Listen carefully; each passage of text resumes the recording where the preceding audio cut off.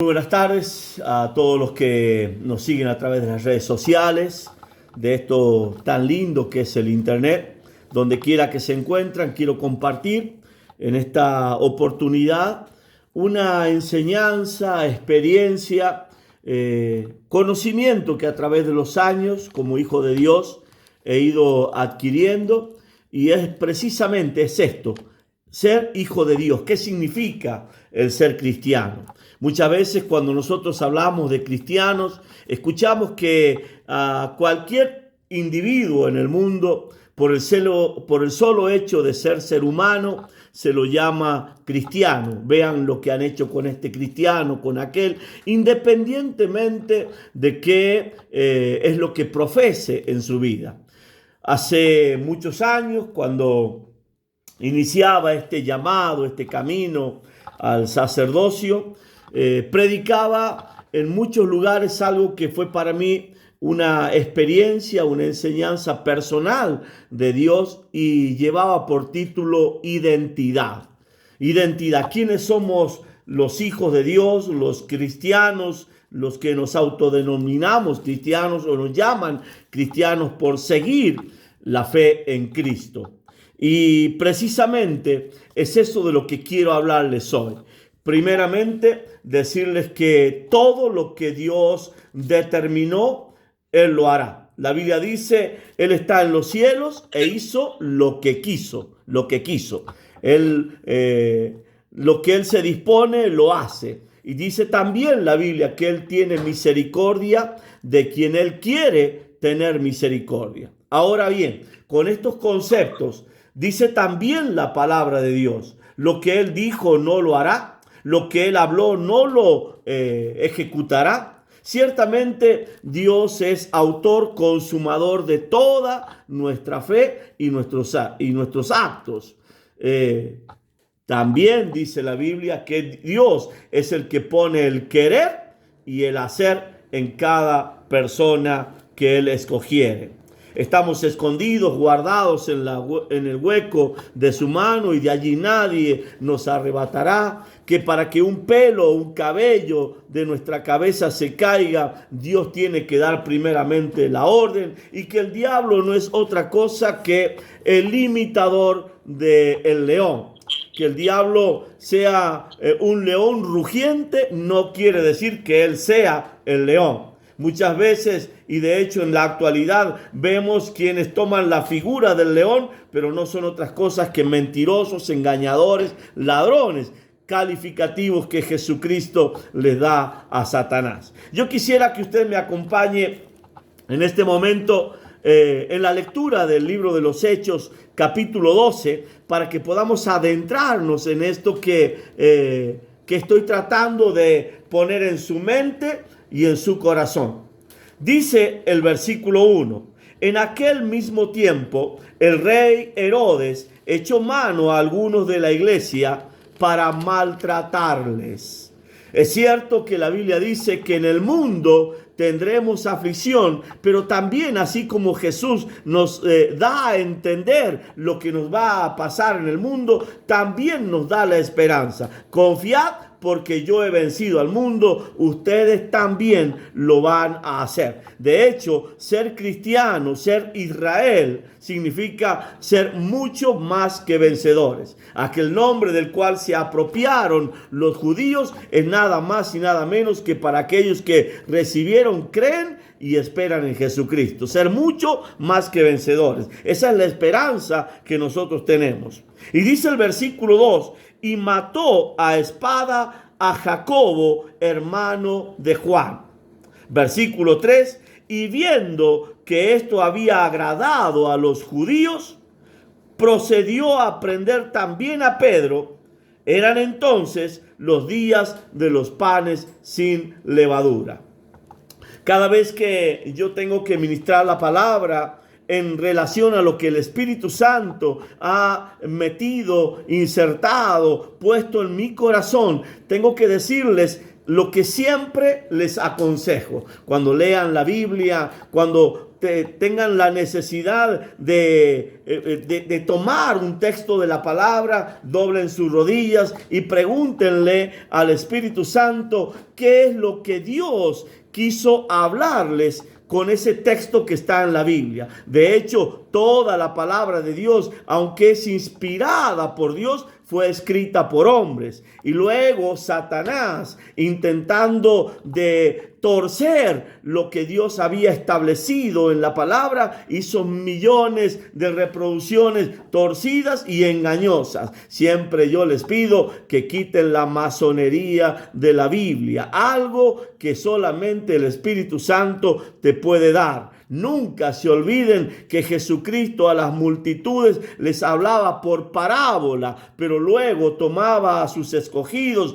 a sus discípulos, y les hablaba claramente lo que aquellos que por parábola, para que viendo no vean, oyendo no oigan, no entiendan ni se salven, les decía. En otras palabras, doblen sus rodillas y pídanle a Dios ser inscritos en el libro de la vida, para que Él tenga la gracia de hacerles entender lo que a los que serán herederos del reino de los cielos tiene preparado, para que puedan participar de esa gracia bendita de Dios. Es verdad que aquí en la tierra, donde tendremos aflicción, también el sol sale sobre buenos y sobre malos, sobre justos y sobre injustos. Hay muchas oportunidades, y mientras hay vida, habrá esperanza. Y dice la Biblia en el versículo 3 que Herodes se congració con los judíos, con la iglesia que perseguía a los cristianos, a los hijos de Dios. No se olviden que los judíos son los enemigos del pueblo de Dios. Y ese mismo enemigo fue el que a través de los años fue tomando capacidad de acercamiento para destruir el cristianismo y llevarlos a la religión judaica, donde el cristiano tiene confrontación con el Espíritu y con el pueblo mismo. Ahora bien, dice la palabra que Herodes, el rey, la autoridad máxima, viendo que a los religiosos judíos, a aquellos que habían dicho que Jesús no había resucitado, que habían robado el cuerpo, que todo era una fábula, ahora toma y pone preso a Pedro, a aquel a quien Jesús le había dado la gracia de ser el primero que predique el evangelio, las llaves del reino y todo lo que usted ha leído en la palabra de Dios. Estaba todo preparado para terminar con lo que Jesús había empezado allá en el río Jordán.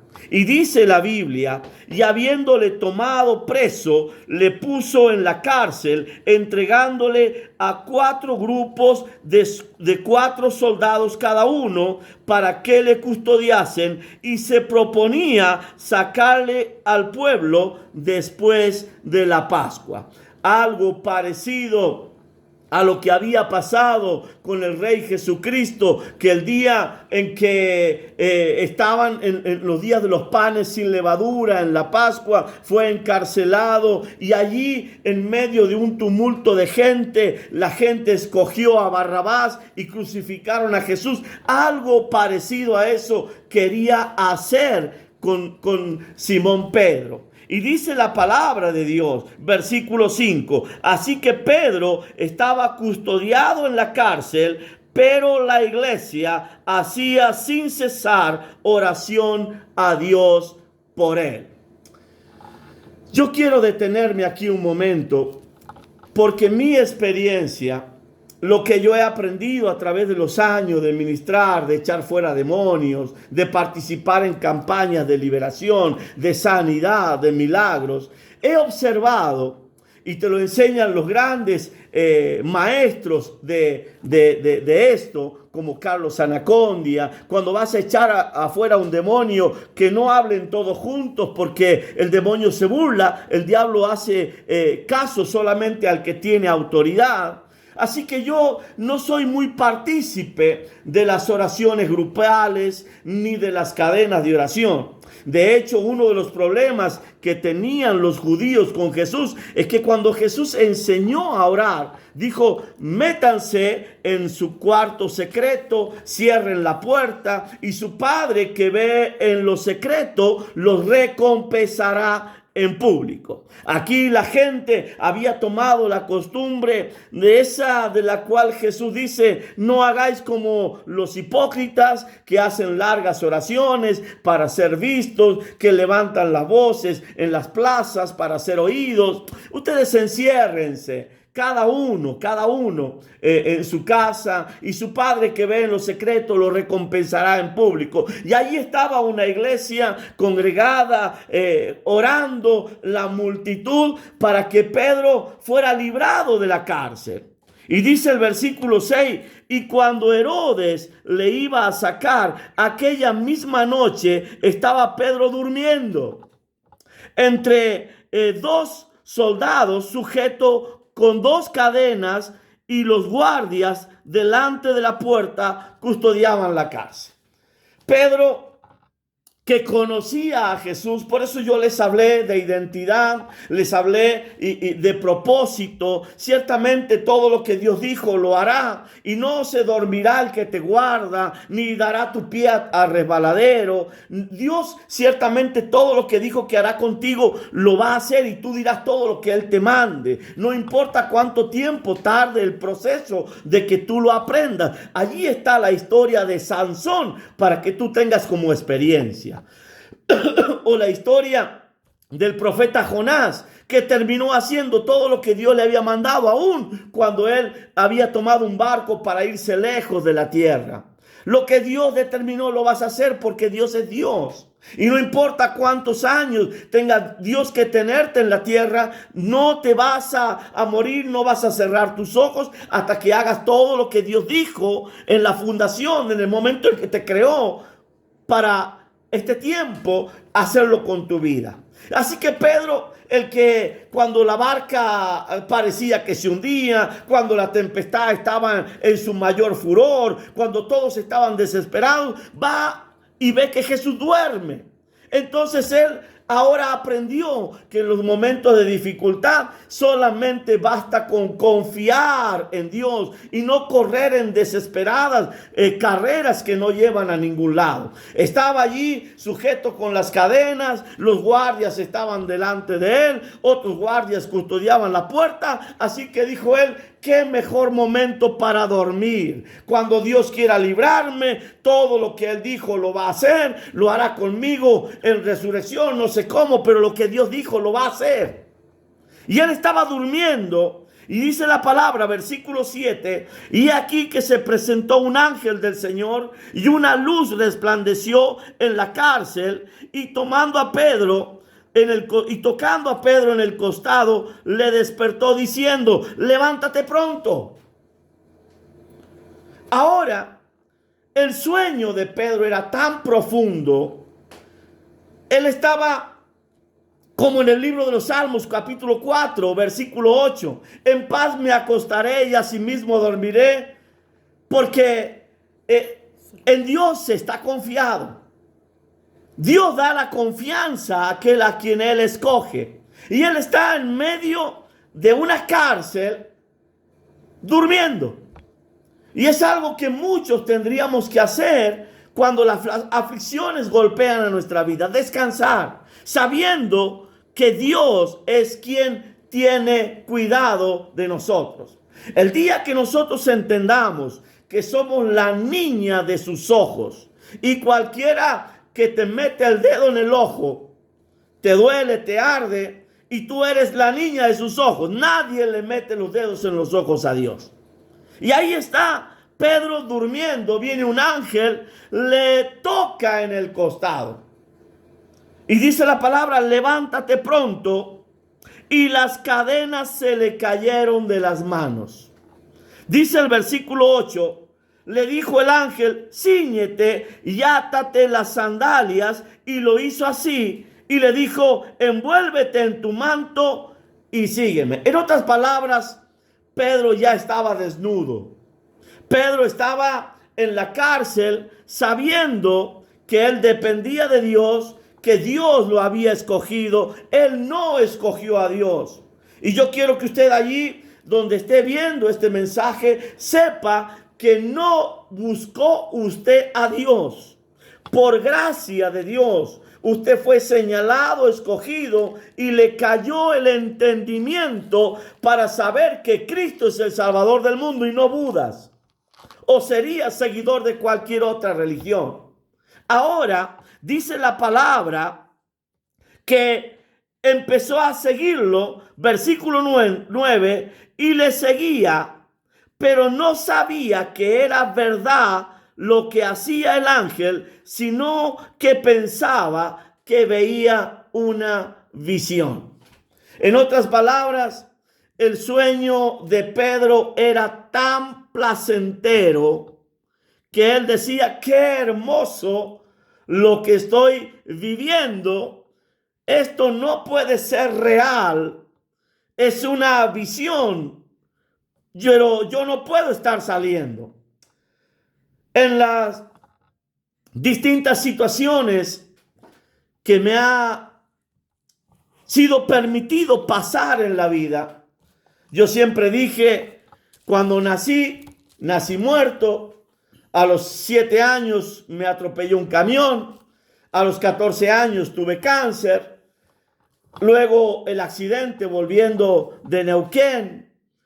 Luego una moto que me arrastra 80 metros con días en terapia intensiva y todo lo demás. Y si yo hoy tengo que hacer una sumatoria de todas esas situaciones donde estaba en peligro mi vida, yo tengo que decirles: para mí todo eso fue un sueño. Simplemente Dios me devuelve la vida, Dios me da la fuerza. En menos de lo que la misma ciencia esperaba, mi cuerpo se sana y puedo caminar, correr, jugar al fútbol sin ninguna secuela de todo lo que la ciencia creía que iba a haber sobre mi vida. Ahora, Dios nos hace las cosas difíciles de manera rápida y hasta agradables. Cuando la Biblia dice que la voluntad de Dios es agradable y perfecta, muchas veces nosotros decimos: ¿qué tiene de agradable estar en la cárcel? ¿Qué tiene de agradable ser atropellado y tener días en terapia intensiva? ¿Qué tiene de agradable lo malo que nos pasa? Y lo agradable es que la experiencia, el mayor peso de gloria, el mayor peso de autoridad, la perla que se pone en nuestra corona, son causa de esas experiencias que Dios nos permite vivir para tener un mayor rango y conocimiento del Dios al que usted y yo seguimos. No quiero decir escogimos, porque Dios nos vio, nos escogió en el vientre de nuestra madre. Estamos predestinados a un destino de gloria. No importa la cárcel que puedas estar pasando en este momento. Has sido escogido para que la gloria de Dios se manifieste en ti. Recuerda que de pronto a Jesús le preguntan: ¿quién pecó, este o sus padres, para que éste naciera ciego? La Biblia no dice cuántos años ese ciego tenía, así que no puedo saber el tiempo de tribulación que hubo en él siendo ciego. Lo que sí sé es que la respuesta de Jesús es: no pecó él, no pecó sus padres, sino que él es ciego simplemente para que la gloria de Dios se vea hoy en medio de él. Y así es como las circunstancias que pasan a nuestro alrededor no las quitarán oraciones hechiceras. No las quitarán oraciones grupales. Yo sé que si dos se ponen de acuerdo en todo lo que piden al Padre, Él lo hará. Dos, pero no una multitud. Ahora, es muy difícil poner de acuerdo a toda una multitud. Y ahora dice la Biblia que cuando Pedro sale de la cárcel, quiero que usted lo lea conmigo, versículo 10, habiendo pasado la primera, la segunda guardia, llegaron a la puerta de hierro, y dice la Biblia que daba a la ciudad, la cual se les abrió por sí misma. Qué maravilloso que es Dios, porque antes de que esta puerta se abriera, hay promesas que las puertas de hierro caerían, se abrirían delante de nosotros. Yo no sé cuál es el método que Dios usará para que esa puerta que por años ha sido cerrada en tu vida, en tu matrimonio, en tu hogar, en tu negocio, en lo que has emprendido, está ahí como oxidada, clavada, que parece que nada la va a abrir. Se va a abrir solita. Se va a abrir por sí misma. No dice que el ángel la abrió. No dice que Dios la abrió. Dice que la puerta conoció a Pedro y la puerta se abrió. Es maravilloso porque hay una iglesia que está orando para que Pedro no sufra lo que sufrió Jacobo, hermano de Juan. Y aunque esa iglesia está orando, dice la Biblia que las puertas del Hades no prevalecerán ante mi iglesia. ¿Pero qué es la iglesia? La iglesia es la multitud de gente haciendo oraciones. La iglesia es una congregación en particular, o iglesia es aquella persona que en lo secreto vive el evangelio de Dios para ser recompensado en público. De hecho, hay millones de personas alrededor del mundo que están siendo perseguidas por distintas razones y quizás no se congregan, pero han sido escogidas, llamadas y serán arrebatadas el día en que Cristo venga con sus santos ángeles en las nubes. Ahora dice la Biblia que la puerta se les abrió por sí misma. Y dice la palabra de Dios, yo quiero que usted me acompañe. Versículo 10. Y salidos pasaron una calle. No dice cruzaron una calle. No dice que se fueron del otro lado de la vereda. Dice que pasaron una calle. Quizás se alejaron 100 metros, 200 metros, 300 metros, no lo sé. Se les acabó la calle. Y cuando se les acabó la calle, dice la palabra de Dios, y luego el ángel se apartó de él.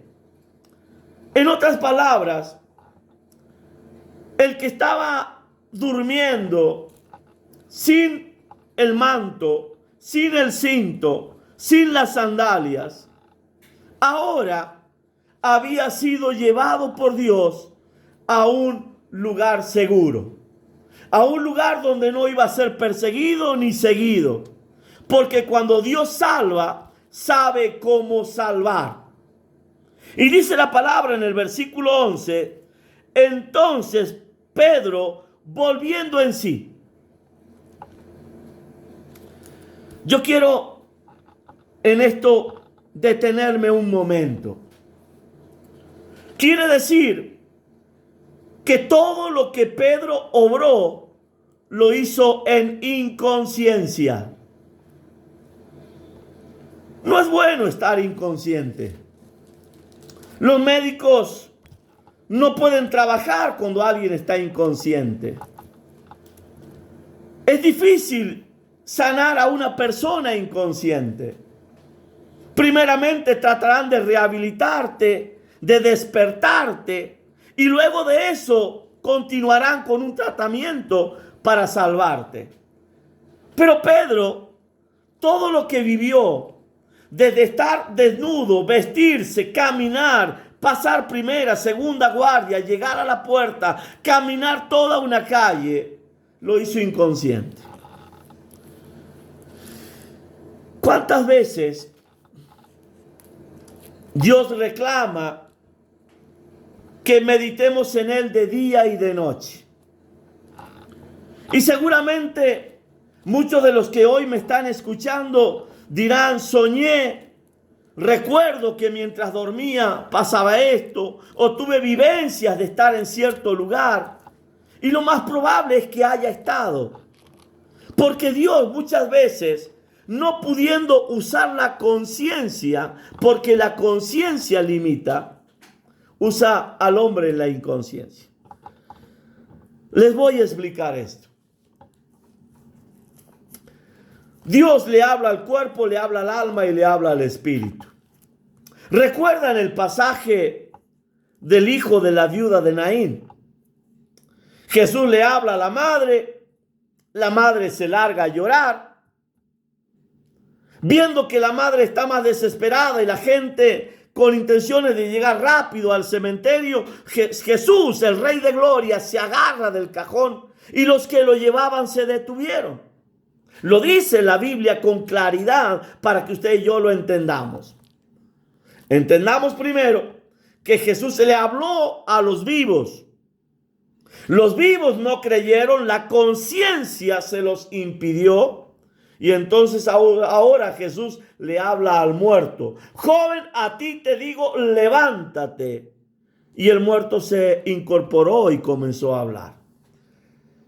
Si la mente que tú tienes está encerrada en la realidad que tú vives, si la mente que tú tienes está encerrada en los no puedo que has experimentado durante tantos años, Dios tendrá que hablarle a tu inconsciencia para que en la inconsciencia tú puedas hacer lo que la conciencia no te deja.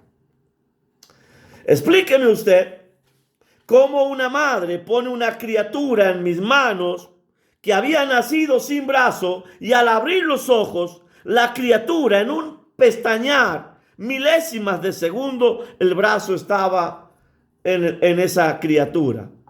¿Cómo puede ser que una mujer anciana que ya no veía, de pronto escuchando una palabra allí en una de las localidades de Córdoba, de pronto la mujer empiece a ver y distinga hasta el color de mis ojos? ¿Cómo puede ser que una persona que estaba postrada en silla de ruedas, esclavizada por la ciencia, diciendo que nunca más caminaría, de pronto salta, toma su silla de ruedas, la carga y sale caminando hacia la calle? Cosas que la conciencia no puede aceptar. Dios obrará a través de tu inconsciencia. Vamos a seguir leyendo esta historia. Dice Pedro entonces, volviéndose en sí: ahora entiendo verdaderamente que el Señor ha enviado su ángel y me ha librado de la mano de Herodes. Y escúchelo bien, y de todo lo que el pueblo de los judíos esperaba. No hay peor enemigo para un hijo de Dios que un religioso. No hay peor enemigo para un hijo de Dios que aquella persona que se hace fuerte a través de sus experiencias racionales. Porque el evangelio del reino de los cielos es irracional. Dios abrirá vertientes en el desierto. Dígame cómo se hace eso con nuestra razón y conocimiento. Jamás puede ser. Entonces, lo que yo estoy predicando es locura. De hecho, Pablo lo dice. Es locura para los que se pierden, pero para nosotros, los que creemos, es poder de Dios. Entonces, la religión nunca permitirá que el evangelio del reino de los cielos sea visible, porque ellos están acostumbrados a lo que este libro de 2000 años, desde Cristo hasta hoy, y si no, 5000 años desde Adán y Eva hasta hoy, tienen como experiencia. Y se sujetan a la experiencia de ellos que jamás viven. Dice la Biblia: y habiendo considerado esto, llegó a casa de María, madre de Juan, la que tenía por sobrenombre Marcos, donde muchos estaban reunidos orando. Vamos a ver lo que hace la religión. Porque nadie está exento de caer en religión. Y dice la Biblia, cuando llamó Pedro a la puerta del patio, salió a escuchar una muchacha llamada Rodé.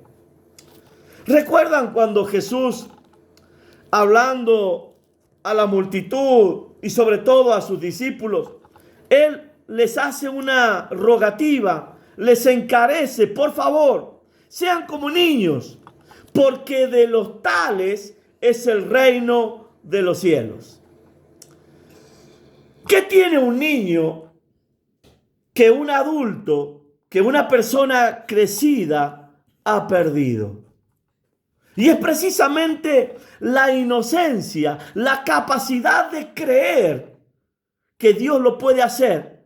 Cuando uno ha pasado muchas vivencias en la vida, sabe que esas vivencias son experiencia. Y esa experiencia puede jugar en tu favor o en contra tuya, depende qué tipo de experiencia fue. Si las experiencias fueron sobrenaturales para un mundo natural, pueden ser muy buenas. Ahora, si esas experiencias están basadas en lo que todos viven a común diario, estás perdido. Porque sabes que la luz se emprende si tú tocas una tecla, pero jamás se encenderá si tú no tocas nada. Quiero que vean esto, por favor.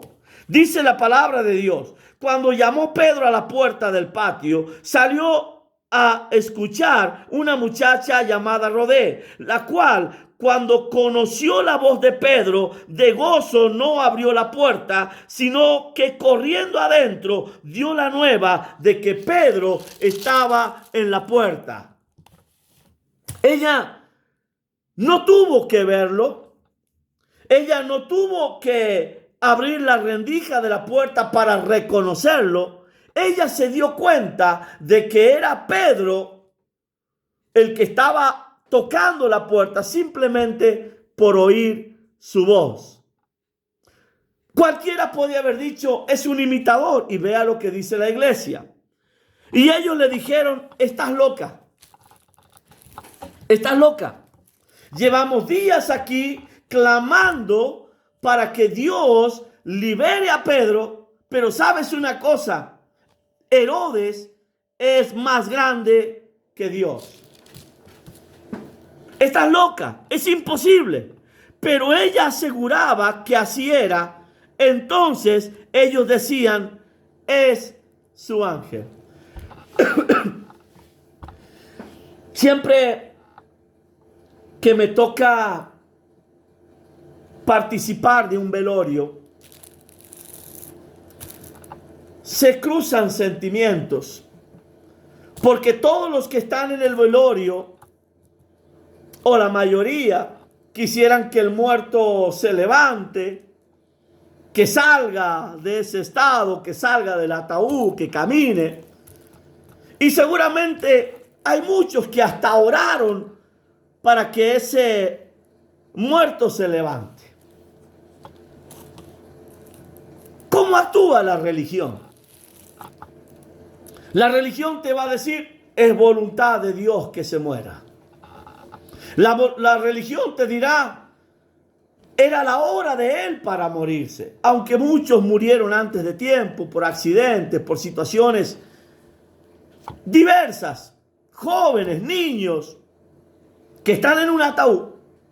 Y la gente, aunque quisiera verlo levantarse, se autoconsuela diciendo, era su tiempo, Dios se lo llevó, él no va a salir del ataúd. Aunque nosotros oremos y hagamos grandes cosas, lo que vamos a hacer es, gracias Padre, abre los cielos, recíbelo en el cielo, pero este ya no vuelve más. Religión, autoconsuelo. Ellos preferían creer que era un ángel el que estaba golpeando a la puerta, que entender que Dios lo había sacado de la cárcel. El diablo, siendo diablo, tiene muchas maneras de torcer tu entendimiento y pensamiento. La Biblia dice que nosotros tenemos que llevar todos nuestros pensamientos cautivos a la obediencia y obediencia de Cristo. Pero qué difícil es cuando los pensamientos son más fuertes que nuestra obediencia a Cristo. La Biblia dice que el que cree con su corazón y no duda, lo que dice, lo que diga será hecho. Pero en el proceso de creer con el corazón y la duda de creer que lo que he dicho va a suceder, el diablo pone el proceso donde él te dice, Dios lo hizo así, tú no lo vas a ver. Y la gente que estaba en la iglesia, los que no se habían encerrado en lo secreto para pelear con Dios, recuerde que cuando Jacob recibió el nombre de Israel, lo hizo solo, no llevó a su esposa, no llevó a sus hijos, no llevó a su perro, no llevó a su gato. Fue solo, peleó toda la noche con el ángel de Dios y allí Dios le hirió, le cambió el nombre y pasó a llamarse Israel. Hoy necesita Dios de gente que se meta en lo secreto, que pelee en lo secreto y el que ve en lo secreto lo recompensará en público. Dice la palabra de Dios, mas Pedro persistía en llamar.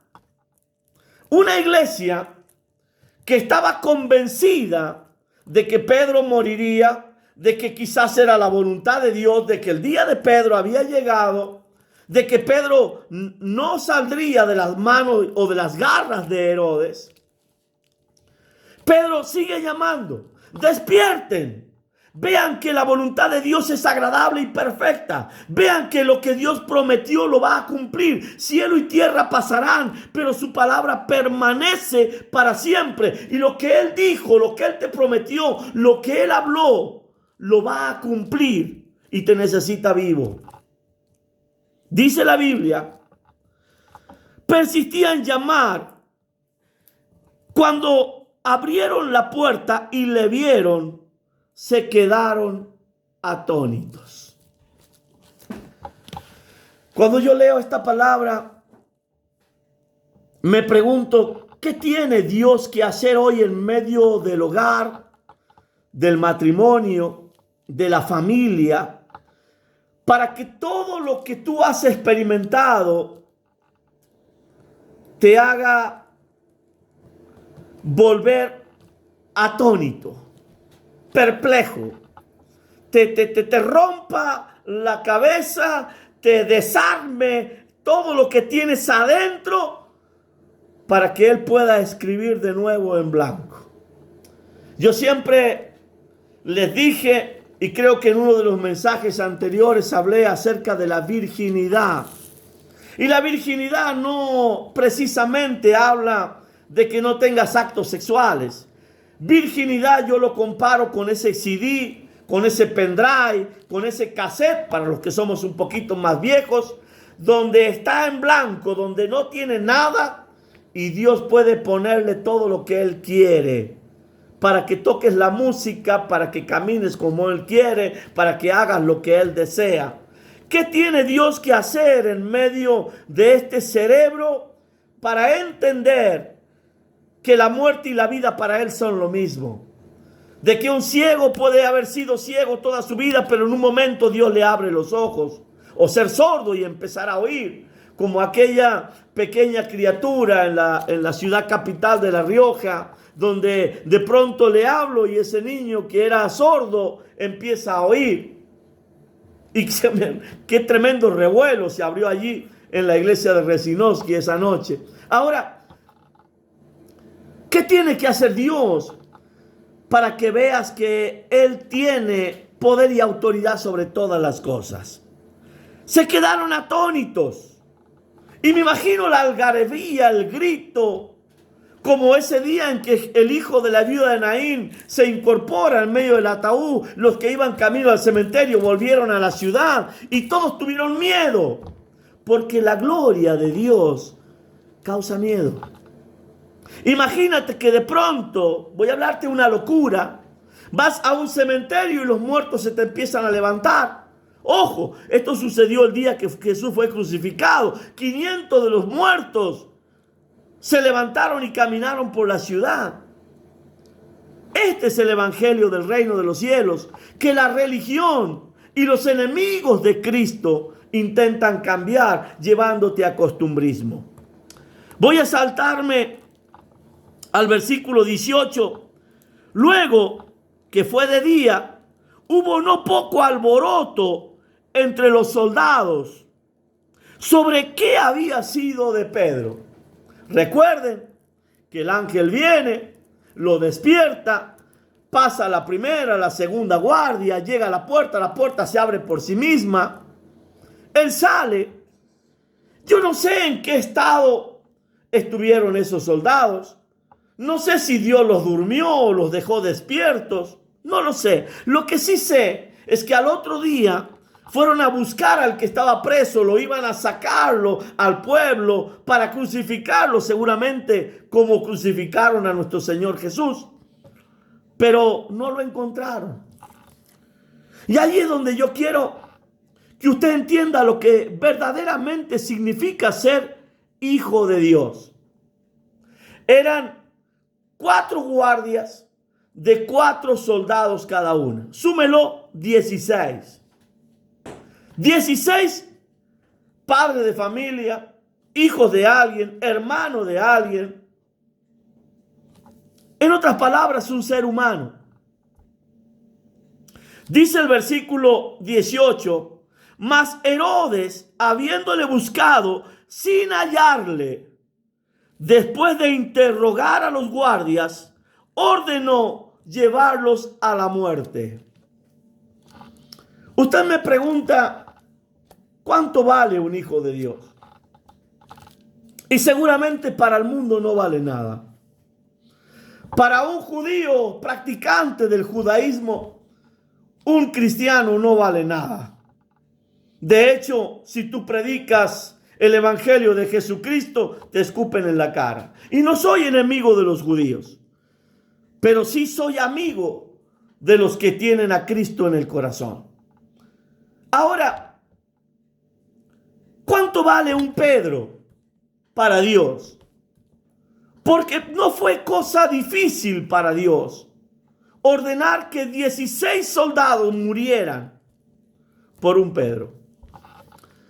Cuando tú te preguntas, este mundo es injusto, las circunstancias que pasan, pareciera ser que yo no valgo nada, pareciera ser que lo peor del mundo soy yo, al fin y al cabo, todo me sale mal. Al fin y al cabo, no es lo que yo creía. Cuando tú tienes la intimidad, la relación, cuando oras sin cesar, cuando conoces al Dios que te llamó, que te escogió, vuelvo a repetirlo otra vez, tú no escogiste a Dios, Dios te escogió a ti. Por obra y gracia de Él, tú tienes relación con el Espíritu Santo. Fuiste lavado, limpiado, comprado por la sangre de Cristo, para que el día de la redención tú puedas vivir esa gloria de ser partícipe del reino de los cielos. Más hoy, aun cuando tú vives en un mundo de aflicción, eres la niña de sus ojos. Y Dios está dispuesto a barrer, a sacar a cuanto enemigo de Él haya por salvarte a ti. ¿Tan importante eres para Dios? Sí, mi amigo. Sí, mi oyente. Sí, hijo. Sí, estimado cristiano y creyente. Eres la niña de sus ojos. Y así como un día Cristo dio su vida por ti, hoy está dispuesto a salvar la tuya para mostrar su gloria en medio de esta generación. Que Dios te bendiga y que todo lo que tengas que vivir sea siempre para manifestar el reino de Dios y su grandeza en medio de la tierra. Que Dios te bendiga.